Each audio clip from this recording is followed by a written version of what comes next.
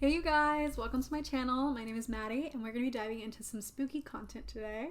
So today I'm going to be reading you guys 1999, the Creepypasta. Just to give you guys the tiniest summary, this is a story about a man looking back on shows he used to watch as a little kid and realizing that they are kind of dark and twisted. I think a lot of us can relate. I know sometimes I look back on shows I used to watch as a kid and I'm like, what the hell? This is a disclaimer, this is not my story. I did not write it. It's a creepypasta from the internet. I take no credit for writing it. But without further ado, let's dive into the story. The year is 1999. That sentence brings me back to my senior kindergarten class when I was 5 years old, where we used to read out the date on the blackboard every single day. The year 1999 exists as a stain in my mind, however, as a memory that will not go away no matter how I try to forget it. 1999 marked the year I lost my first tooth, my first time on a plane, and unfortunately, the early loss of my childhood innocence. That one memory that refuses to be wiped. It all started with that new, or old, TV. At that time, Pokemon was the latest fad to hit the school. Pokemon cards, games, stickers, and the most popular, the TV show. So, of course, every time I came home from school, I would stay glued to the TV until Pokemon came on at 5. The only problem was that my dad watched the news at 5:30, and Pokemon episodes were back to back, which meant I had to miss an episode every day, something I whined on and on about. My dad got tired of hearing me complain every day, and that must be why he went and bought another TV. My dad put the TV he bought in my room. Unfortunately, it was just an old small boob tube, with rabbit ears even. It also only had 20 channels available, not including the channel Pokemon was on. I recall I didn't care though. I was just thrilled I had my own TV in my room. After surfing through the channels, I came to the conclusion that only Channel 2, TVO Kids, was worth watching, so I watched that for a while. It wasn't for another few months until I discovered Channel 21. One day in April, I was flipping through the channels trying to see if Pokemon was on. I pressed Channel 21 into the remote, hoping there were more channels, and to my delight, there was. My dad was surprised too, but he let me watch it because it seemed to have a kids program on. The channel was called Colden Local 21, and later I found out it was indeed broadcasted from the town of Colden, Ontario, a town very close to my own city. The shows I saw on Colden Local 21 looked poorly made, and I never understood what was going on in them half the time. However, as I grew up, every time I thought of that channel, I realized more and more how messed up the shows were, and I had to ask myself, what the fuck was I watching? The following is a list of shows and episodes I remember seeing on Colden Local 21. How I remember such detail even disturbs me, but I guess things like this stand out in your mind for a while. The channel only ran a few shows, probably because it was only operational between 4 p.m. and 9 p.m. April 1999. Mr. Bear's Cellar, Episode 12. Very sketchy name if you were to look at it nowadays. The show featured a guy wearing a bear mascot costume who would get a new visitor into his cellar every day. It was always a kid. The show was filmed with a camcorder, and not a very good one either. The police asked me a lot of questions about this show. This episode started with Mr. Bear sitting at a table playing checkers by himself. He sat there playing for a bit until there was a knock on the door. The camera was then looking up at the stairs at the door, where there was another knock. Mr. Bear climbed the stairs and opened the door to reveal 2 young children. One was a boy about my age, and the other was a girl who looked about 8. Mr. Bear danced in delight, and then started talking to the kids. I couldn't hear any of them that well, I remember. Mr. Bear then led the kids into the cellar, which was quite dark, only lit by a small oil lamp on the table. I can't really remember that much more, except him singing a song, which I couldn't hear too well either. Probably because of that large bear mask. The episode ended with them playing hide and seek, with the kids hiding in a closet and Mr. Bear counting. May 1999. Soup and Spoon. I don't think this was even a show. I think it was more of like a special movie thing. All I know is I stopped watching Colden Local 21 for a while because I thought the show was too stupid. Especially since Pokemon now coming out at 4:30 and 5. I don't remember much of this, but it showed a can of soup and a spoon, both attached to strings swinging back and forth, as if someone was holding them and dangling them in front of the camera.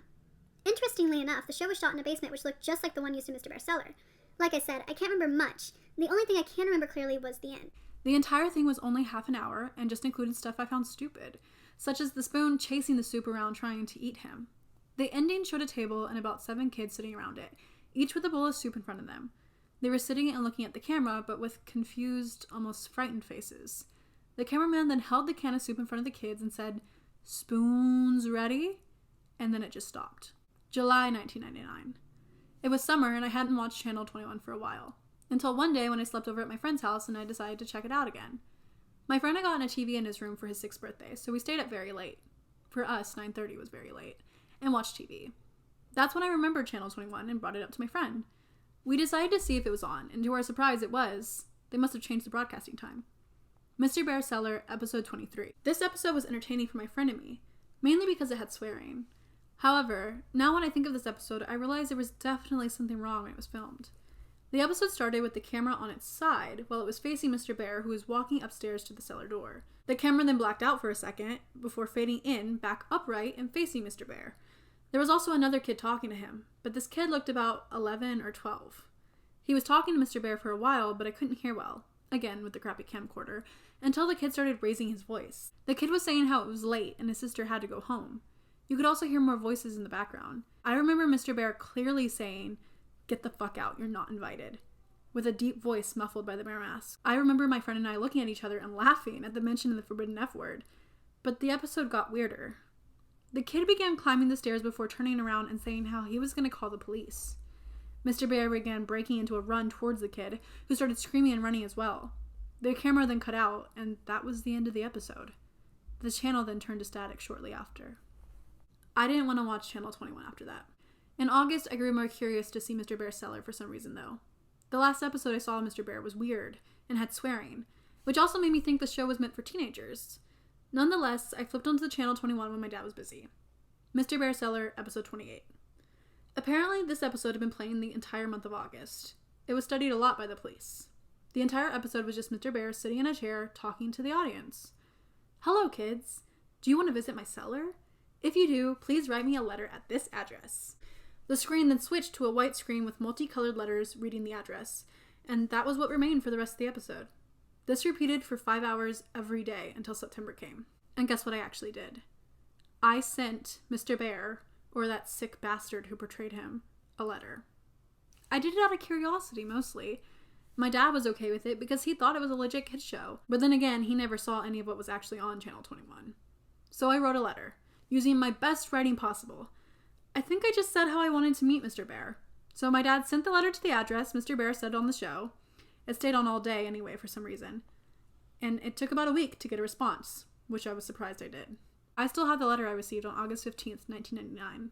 The letter read, "Dear Elliot, thank you ever so much for your letter. I would love to have you in my cellar. We play games, watch movies, and go fire camping in the middle of the woods. Come to my house at..." The police cut out the address. "Calden, Ontario, Canada. I look very forward to having fun with you. Love, Mr. Bear." I cannot believe my dad never found this sketchy, because he actually took me to the house. And then that's when the police became involved. Those endless questions, those pictures of terrified kids, the woods. That brings me back to why I'm writing this blog. That psycho and his friends did some fucked up shit back then, and now it seems he's trying to get in contact with me again. The entire police thing is coming back. That has brought 1999 back to me. Over a decade later, it's happening again. Update. November 14th, 2009. People have been emailing me asking what exactly happened in 1999. I will get to that. Those weird TV shows I was watching apparently were meant to attract kids to Mr. Bear's house, and what Mr. Bear did shocked the entire town. My dad actually drove me to Calden along with the address Mr. Bear left on the letter. The house was actually in the outskirts of town, in the open farmland. I still remember that house. It looked like an older farmhouse that looked to have been built in the early 1900s. The windows were all boarded up, and the house looked in a state of disrepair. As we walked up to the house, I remember my dad checking the address over and over again and looking at the house in disbelief. Then the door opened. I expected Mr. Bear to be at the door, but I was surprised to see a police officer emerge from the creaking doorway. The officer began talking to my dad while I quickly asked if this was Mr. Bear's house. The officer's face cringed slightly and he muttered, "Oh God," or something like that. He started talking quietly to my dad so I couldn't hear, although my dad told me to go to the car anyway, and then we just went home. My dad was quiet the whole way home, and I had felt like something strange had happened. My dad never told me what happened for a while. I forgot about it. Channel 21 no longer came on, and when I asked about it, my dad would not acknowledge its existence. I think it was when I was 13 that I learned the truth. I remembered Channel 21 one day and asked my dad about it. I guess he finally decided I should hear the truth. Calden Local 21 was a local TV channel that ran from October 1997 to August 1999 in the Peel region of Ontario. The entire channel was made from a house in Calden, the one I visited, and run by a man who was not really known by anyone in town. The channel was only available to older TVs because the signal was only one picked up by rabbit ears, weaker frequency. The man created all of the shows on the channel, all of which were kid shows. He was Mr. Bear, and he was a mysterious cameraman. The real reason he created the channel was even more disturbing than what was originally thought. As you might have already guessed, he kidnapped kids and held them in a cellar. But while most people thought he was a serial child molester, he really wanted to use the kids for another purpose. The day I arrived, the man had fled his house the night before, the day before the police went in for their investigation. I wasn't the only one who was watching. Sorry for not answering any questions for so long. I haven't accessed my email account for some time. Anyway, let me finally set things straight about what I know. Back in October, I visited the house previously owned by the man who ran Colden Local 21. 2 women lived there, operating a daycare business. How ironic. Now to answer the questions you guys have emailed me. Question: who else watched Colden Local 21? Answer: I know other people watched it for sure, including those kids who wound up at Mr. Bear's house. After some Google searches, I found a few people on the Neo-Seeger forums who were discussing shows from Colden Local 21. They talked about the 2 shows I watched, but also another 2 shows I had never seen before. A user named I Am Real Life seemed to know all of the shows that were broadcasted on Channel 21. Here are the 2 that I've never heard of. The Fallen Angel and Life. I Am Real Life described it as a fairly boring show about a guy rambling on in front of the camera about how we must please Satan and appease him before it's too late. Paint with the Soul. I Am Real Life and another user called Siggy92 were discussing the show. They described it as Blair Witch-like, and it consisted of a cameraman wandering around the forest at night, doing nothing particularly interesting. I'll go looking for the conversation and see if I can get the link. Question: where is Mr. Bear or the guy who wore the costume? Answer: if I did know, I would have said earlier. I have no idea where this guy is, or if he's dead or alive. Hopefully dead. When I see my dad's friend next time, I'll ask him about this. Maybe I can get a more definite answer. Question: what did Mr. Bear do to the children? Answer: this is by far the most common question I've been asked. I found this out in October as well via my dad's friend, who was a retired Colden regional officer. Apparently the man playing Mr. Bear took the kids out of the house and into the forest nearby. What he did there, the police are not exactly sure how it happened, but 16 charred bodies between the ages of 4 to 13 were found in a 15 by 15 foot ditch within the forest. My dad's friend did not want to go into details, but I'm seeing him next Thursday anyway, so maybe I can extort more information from him. That's all I have for now. Thanks for keeping an interest in my blog. I will try to gather as much information as I can for my next post. I've actually been getting pretty interested in this myself. It should be my right to know what the hell happened. Update: January 14th, 2010. I'm sorry I haven't posted anything for a while. I kinda lost interest in this blog since I had a standstill while looking for more information about the identity of the owner. However, a few weeks ago I struck gold. I found some answers surprisingly from the father of a kid I used to babysit. He lives just across from my street, and I used to look after his kids when they were younger. He currently doesn't have a job either. He used to live near the woods outside of Colden and witnessed the owner's activities in the woods. His name is Anthony Polo. When he lived in the small bungalow outside the woods, he would often venture in to smoke a joint of marijuana or 2 before returning to his work as a wood craftsman. Polo described that sometimes he would hear voices of children coming from deeper within the woods, as well as a glowing light off in the distance. Polo told me these events started in late 1997. Note, this is around the time Colden Local 21 began airing. He apparently became annoyed by this happening every once in a while and actually went to investigate. There was a group of kids, he said about 13 to 17, and ages 5 to 12, gathered around a large fire pit with a burning fire. With them was a single adult. Polo talked to the man, noting his unusual appearance of a crack addict, as well as his constant twitching, and asked what he was doing out in the forest with children. The man said they were on a camping trip, something they did frequently. Polo, not suspecting anything, Colden has one of the lowest crime rates in Canada, simply left it at that and told them to be quieter. Polo then paused for a while, before telling me that they never became quieter. In fact, sometimes he heard loud chanting from the children in an unknown language. He didn't bother meeting with the man again, as he was moving anyway. I told Polo that the man was probably the owner of Colden Local 21, but he doubted it as he heard that the man was moving to Pickering by several other residents near that area. Here's what I know now. The man would take kids into the woods regularly for camping. The fire pit Polo described may be the hole the bodies of the children were found in. The children Polo saw are probably the ones found dead. The man moved to a city called Pickering, a small city east of Toronto. I will discuss this with my dad's friend, the ex-cop, and see if this matches anything the police knew about the man. I also want to see if he has any other knowledge of what was aired on Colden Local 21. Update: February 10th, 2010. Good news, guys. I talked to my dad's friend and he disclosed a lot of information for me. First, I asked if the police had any information on the man who ran Colden Local 21.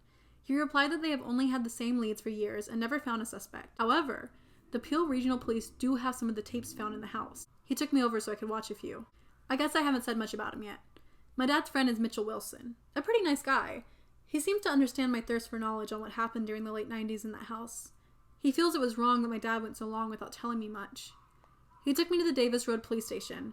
If you don't know, it's the largest station in Colden, and one of the largest within the Peel region itself. Each of the main stations around Peel has some of the tapes. I was able to watch all of the footage that Davis Road Station has. Unfortunately, I wasn't able to take it home for obvious reasons. Paint with the Soul, Episode 10, Garbage Thrown Away. Paint with the Soul was one of the shows that I Am Real Life and Siggy 92 discussed on Neoseeker. I told the police about this, and they informed me that 12 episodes of the show were made and broadcasted between December 5th, 1997 and January 8th, 1998. Exactly as I Am Real Life and Siggy 92 described, the episode opened with a cameraman wandering around in a forest. It appeared to be during the evening, as it seemed the sun was setting. The cameraman walked along a path until he got to an area where there was a lot of garbage lying in the leaves. The cameraman looked around at the various wrappers, bottles, bags, and boxes, making sure each item got a few seconds of screen time. The camera then focused on a single area before the man spoke. I recall he spoke in a very timid, quiet voice, and I swear I've heard it somewhere else before, like another Cold and Local 21 show. I could barely hear what he was saying, but he mainly talked about how humans are garbage, or something that had to do with saving ourselves by cleaning up the garbage. Us. It actually sounded really stupid, but still, a feeling of dread came over me. I mean, that forest was possibly where those bodies were found, right? Mr. Bear's Cellar, Episode 25. When the police administrator brought this tape in, I actually said, "Oh shit," and chuckled a bit out loud. Of course I got stares from the staff, but Wilson explained to them about my little experience with Mr. Bear and how I still kept the letter he sent me. Like the previous episodes, this one included a guy wearing a bear mascot costume. The episode began with Mr. Bear waddling over to the cellar door with a bottle of orange juice in his paws. On the ground were 16 shot glasses, as well as a small bottle that contained an unknown liquid. Mr. Bear poured an equal amount of orange juice into each glass before opening the smaller bottle and depositing one drop into the glasses. Mr. Bear then went off camera. There was some minor sounds, such as shuffling, and then Mr. Bear emerged from behind the camera's location. Following him were 16 children. Some looked as young as 4, while others looked like they were practically teenagers. As the children entered, the administrator commented that this is the only episode that showed all 16 victims. The kids all looked rather content, except for this one who had visible bruises on his face. And unlike the other kids, he also had a more fearful expression. He also looked about 11 to 12, which caused me to recognize him. He was the kid who had asked about his sister, and subsequently met an unknown fate at the end of episode 23, the one episode I watched during July of 1999. When I told the administrator this, he confirmed it was the same kid. He was also featured in episode 24, an episode that only aired once at 3 o'clock in July 1999. The police have still not found the tape. Mr. Bear then broke into song, singing about how citrus fruits and how good vitamin C was for you. I could barely hear the lyrics as they were muffled by the bear mask. The kids all drank their juice, the one from episode 23 doing it rather reluctantly, and the episode ended. After viewing the tapes in possession of the Davis Road police station, I'm satisfied, but only temporarily. I still want to know the full story. The police just keep giving me the same crap about the creator of Cold and Local 21 being a fetishist pedophile as well as an apparent cultist. I will sign off for now. Get into university first and get information later. Hopefully, I will get back to this vlog as soon as possible. Last month, I finally got my G2 license. In Ontario, Canada, this allows you to drive in a car by yourself as well as with some passengers after 6 months. I, of course, took advantage of this and drove into Colden for a little Sunday drive. Since I haven't updated this vlog in a while, I figured I might as well visit the house where the infamous channel of my childhood was located. The house looked different than when I last saw it in October. The place was no longer used as a daycare and just sat there abandoned. However, it did have a for sale sign showing that someone did still own it and wanted to get rid of it. The abandoned house drew fuzzy memories from my mind, mainly of the day my dad took me to visit Mr. Bear. A feeling of dread came upon me. What happened to the children while they were living in that house? I walked up the steps to the front door and peered through the window. Inside I could see a nearly empty hallway with a few boxes at the end. At the end of the hallway to the right was an open doorway, presumably leading to the kitchen. To the left were 2 doors, both apparently leading to rooms visible through the windows outside. I wondered where the cellar entrance was located and whether it had been sealed up. I walked around to the back of the house and found my answer. 2 wooden doors lying at an almost flat angle were padlocked shut. This had to lead to the cellar. Not wanting to hang around, you cannot imagine what was going through my mind at the time, I departed. Behind the house, the empty field continued on until it reached a dense forest that lined the horizon. I wondered if that was the forest where the bodies of the children were found. I thought to myself, fuck it, and proceeded to walk across the field behind the house into the forest. The forest was oddly quiet, save for a few periodic sounds of a woodpecker drilling into the distant tree. I cautiously made my way deeper into the woods, not really caring about the fact that I had no idea where I was going. I don't know how to explain it, but it felt like there was something I had to find. I came to a thinner part of the woods, and a few small houses in the distance. Polo's house crossed my mind, and I wondered if one of these homes had belonged to him. I neared a small clearing in which I could see 3 adequately sized logs gathered around a black, charred area, showing a small fire had been lit there recently. "Hey, get the fuck out of our fort!" Those words nearly gave me a heart attack. I turned to my left and saw 2 dark-clothed people running towards me. My initial thought was to run. However, as they came closer, I saw they were really just kids in their early teens, possibly 13 or 14, maybe even 12. As they approached me, they realized my size as well. I'm 6'1", while they could have been no bigger than 5'8". One might have been 5'7". "We said get the fuck out," the larger one, who was wearing a Slipknot shirt, said half-heartedly. I stood my ground and shrugged. The shorter one, who was wearing a Metallica shirt, swung out a butterfly knife and held it in my direction. "No, you wouldn't want to," I said in a deep, serious tone, trying to sound as badass as possible. I pulled out my cell phone. The 2 kids withdrew, the one in the Metallica shirt putting away the knife. "Look, dude, we don't like people in our fort, so can you just go?" The one in the Slipknot shirt said, obviously intimidated.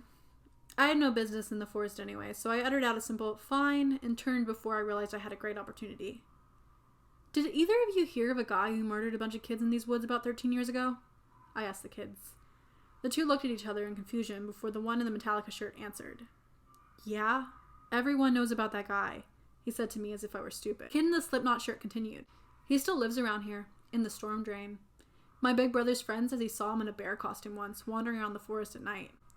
My instincts told me this was probably a lie, and the owner of Colden Local 21 is probably long gone, only existing as a folklore in this smaller, isolated community. However, as a human, the thought of the mysterious, unknown sparks interest within. "And where is the storm drain?" I asked. Just out of curiosity. I don't actually believe the kid's story. The kid in the Metallica shirt stared at me for a few moments, his eyes seemingly full of annoyance, yet curiosity for me. "You're not from around here, are you? Why'd you even come here?" Now, I do admit I was slightly startled by the nature of his question. However, I figured I might as well explain why I was there, just in case people mistook my intentions. I told the 2 kids about my experiences with the man in Colden Local 21, and that I had to come to maybe seek out some sort of closure, although even I wasn't exactly sure. The kids seemed familiar with the channel as they smiled and looked at each other when I mentioned it. They also became more understanding and gave me a detailed description on how to get to the storm drain. Shortly after, I decided to just turn around the way I came and head back to the house, leaving the kids at their fort.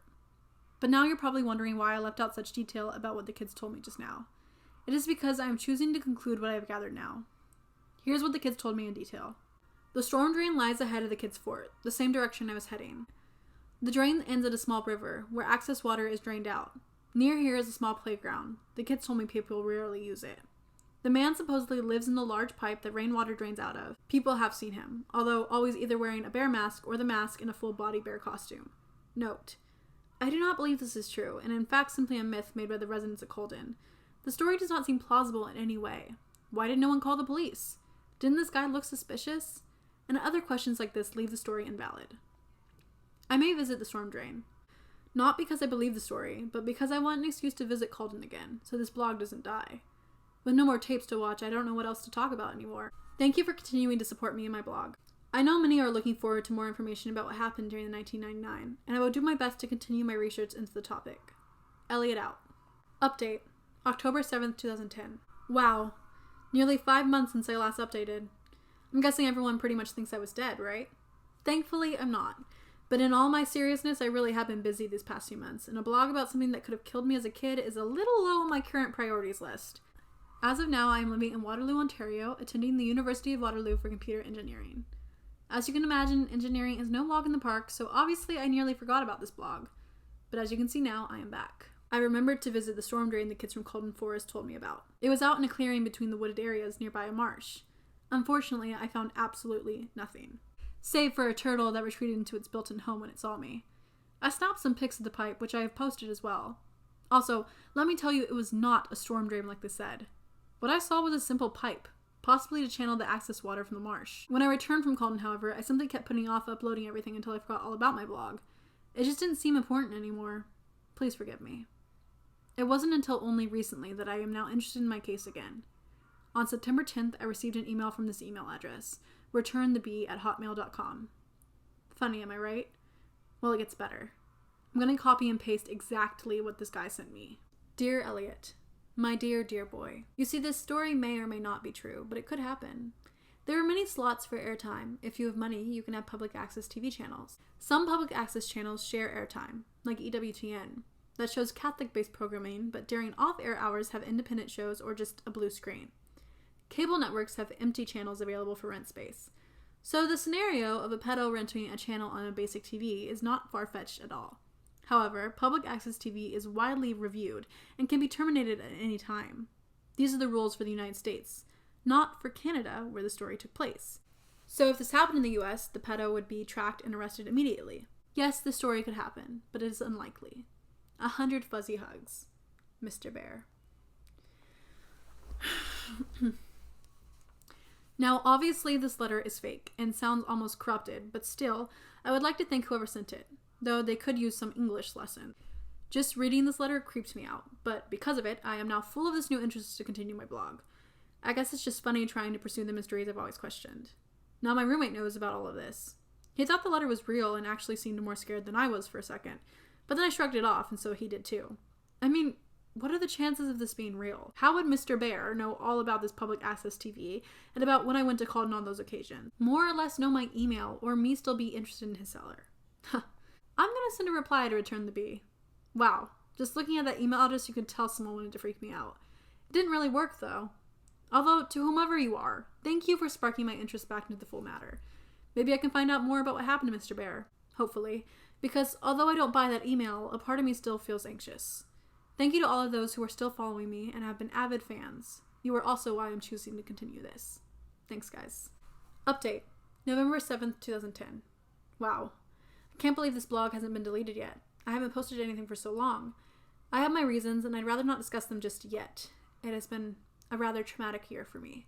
Some of you were right. I shouldn't have gone back trying to relive the mysteries of my childhood, but I couldn't resist. It has been over a year since my last post, and a lot has happened. Let's recap where I am right now with regards to the whole Mr. Bear incident. returnthebee@hotmail.com is no longer in use. I tried replying to the email, but I got no reply. I tried again a while back, still no response.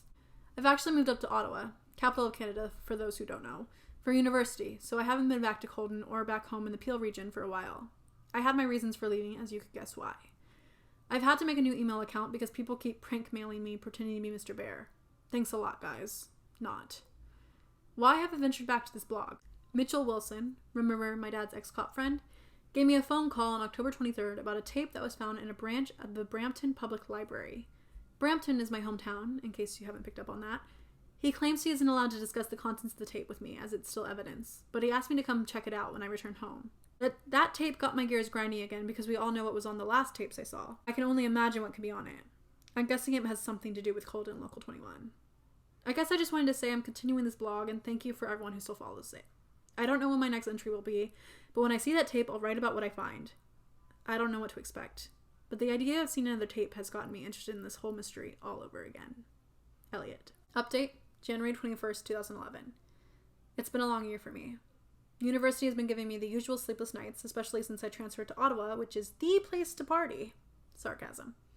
But now I'm back home with my dad in Brampton, the town I grew up in. I got home on the 18th of December and I've been visiting with friends and family, or at least that's what I would rather have done, now that the festive holiday cheer that I usually have at this time of the month is absent. To answer the hundreds of emails and comments I got, yes, I did see the tapes my dad's friend promised to show me. These tapes, however, act as a curse. I want to know more, yet I want to forget everything. I couldn't help it. I needed to see those tapes. Not only for myself, but for all of you guys who are just as intrigued as I am by that ominous man in the bear suit. However, after viewing these tapes, I feel that pit of dread deep inside me once again. That feeling where I know that all of those kids in those videos are dead. That I could have been one of those kids, and that humanity is a dark, dark place. If you haven't skipped this paragraph for the juicier details below, thank you for listening to my rambling. On January 1st, I called Mitchell Wilson and asked if there was time where I could come by and view the tapes. Things were pretty slow at the station because of the snowstorm, so he said I could come down any time that day. The tapes were located at a branch not too far from me. So I braved the slushy roads and terrible Brampton drivers and made my way to the Peel Regional Police Station located at the Bramalla City Center. I don't know if that's pronounced right. I met Wilson at the front desk, where he then led me to the second floor and into the small office. He instructed me to have a seat and wait while we went and got the tapes. Before leaving the office, he turned to me and said, "I know you're curious, but are you sure you want to do this?" Of course I did, or at least thought so. Besides, Wilson's friend had pulled a lot of strings to get me in there, and I didn't want to waste the opportunity. This particular station had 2 tapes on hand. I was only able to watch a few minutes of the footage, however, because the second tape was apparently too damaged to be played on a VCR. Mr. Bear Cellar, episode 30. Mr. Bear never ceases to disturb me, especially after what almost happened when I was younger. This episode took place outside in a forest at dusk, making it slightly hard to see, especially considering the quality of the film, a trademark of anything from Cold and Local 21. The episode started with the camera being held in the paws of Mr. Bear, aiming it at himself. That bear mask.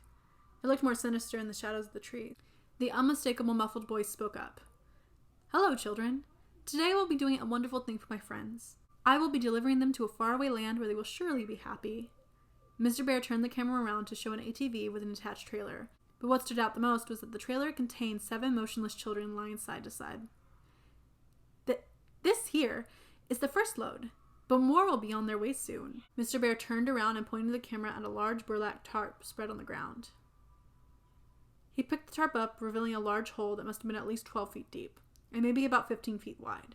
The rest of the episode consisted of Mr. Bear taking each kid and dropping them into a hole.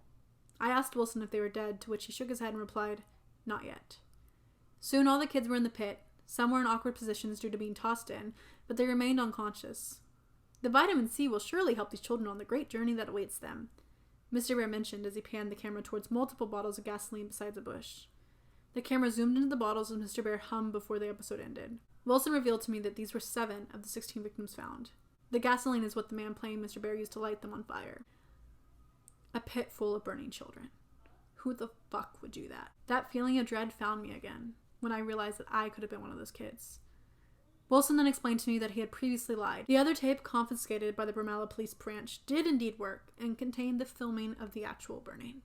However, he felt that I wouldn't be able to handle the disturbing and graphic nature of the episode. And you know what? Maybe I can't. I don't even want to see it. I'm satisfied for now, but I just need some time to get myself together. The thing is, the man who ran Cold and Local 21 is still out there. More to come soon.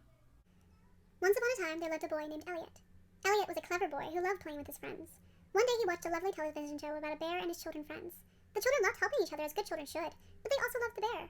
The bear loved the children since the children were so good at helping him and the fallen angel. The children and the bear wanted to play together forever with the help of their angel friend. But the fallen angel needed even more help, so the children had to give the ultimate sacrifice. Because that's what friends do, Elliot. They help each other. Help us, Elliot. Burn with us, Elliot. I want you, Elliot. He wants you, Elliot. Come back to my cellar. Pretty please with sugar and icing on top? Mr. B. Update. April 5th, 2011. I wanted to update more. I truly did. However, certain circumstances have turned me off the whole Cold and Local 21 thing.